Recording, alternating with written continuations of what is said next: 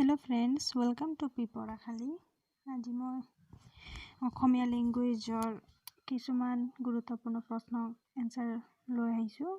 So দেৰি নকৰাকে start কৰো। আজিৰ প্ৰথম প্ৰশ্নটো হৈছে শ্ৰীমন্ত শংকৰদেৱে ৰচনা কৰা নাটক কোনখন? ইয়াৰ শুদ্ধ উত্তৰটো হ'ব বি পাৰিজাত হৰণ। নেক্সট প্ৰশ্ন অসমীয়া ভাষাৰ প্ৰথম সাহিত্য নিদৰ্শন কি? ইয়াৰ শুদ্ধ উত্তৰটো হ'ব চৰ্যা গীত।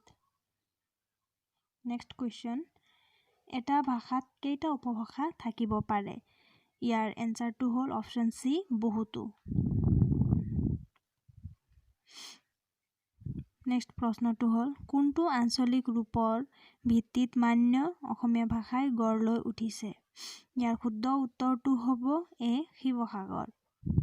নেক্সট প্ৰশ্নটো হ'ল তেজেৰে কমলাপতি বৰগীতটোৰ ৰচক হ'ল?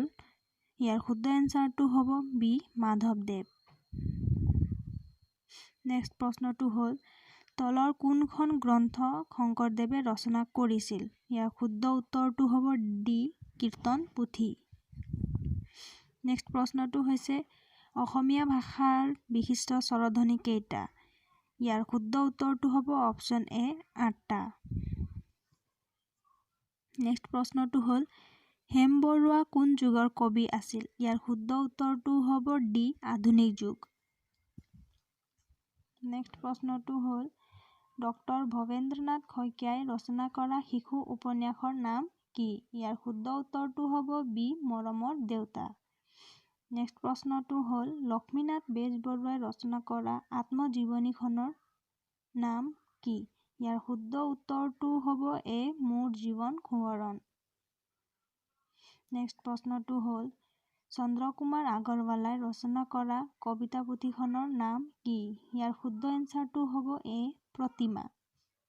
নেক্সট প্ৰশ্নটো হ'ল ডক্টৰ নিৰ্মলা প্ৰভা বৰদলৈয়ে ৰচনা কৰা কবিতা সংকলনখনৰ নাম হৈছে? ইয়াৰ শুদ্ধ উত্তৰটো হ'ব অপশ্যন ডি বন ফৰিং ৰং। নেক্সট প্ৰশ্নটো হ'ল অসম সাহিত্য সভাৰ প্ৰথম গৰাকী সভাপতি কোন আছিল? ইয়াৰ শুদ্ধ উত্তৰটো হ'ব বি পদ্মনাথ গোহাঁই বৰুৱা। নেক্সট প্ৰশ্নটো হ'ল অসমীয়া ভাষাৰ মূল কি?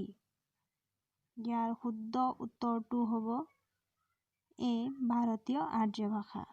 ফ্ৰেণ্ডছ, যদি ভিডিঅ'টো ভাল লাগিছে তেনেহ'লে লাইক কৰিব, শ্বেয়াৰ কৰিব আৰু চেনেলটোত যদি নতুন হয় তেনেহ'লে ছাবস্ক্ৰাইব কৰি বেল আইকনটো প্ৰেছ কৰি দিব।